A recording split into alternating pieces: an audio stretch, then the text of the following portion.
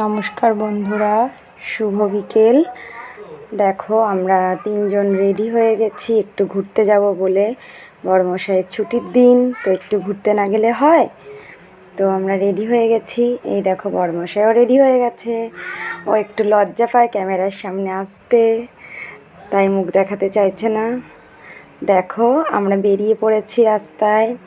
তো এখন দেখি কোথায় যাওয়া যায়। একটু অন্ধকার অন্ধকার লাগছে, কারণ প্রায় সন্ধ্যা হয়ে গেছিল, বৃষ্টি পড়ছিল, তাই বেরোতে অনেকটাই দেরি হয়ে গেছিল।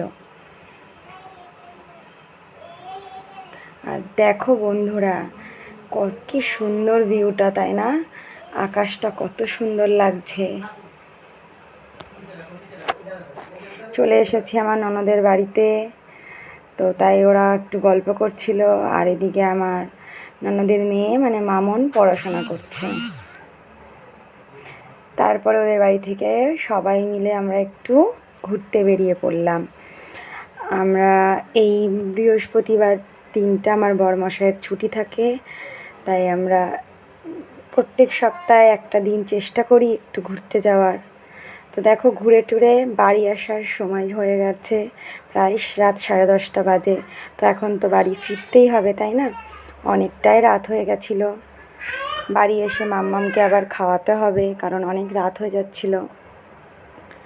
বাড়ি ফিরে চলে এসেছি, আর মাম্মামের দেখো খাবারটাও রেডি করে নিয়েছি।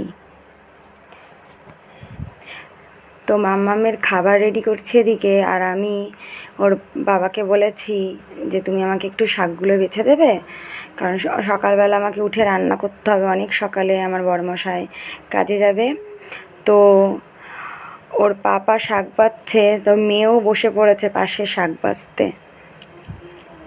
শাক বাছা তো না, ওর বাবার কাজটা পণ্ড করা। তো ওদের ওদিকে শাক বাছা কমপ্লিট, এবার আমরা খেতে বসে পড়েছি।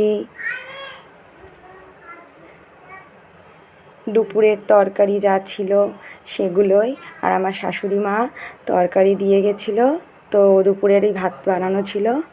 তো আমরা এখন খেতে থাকি।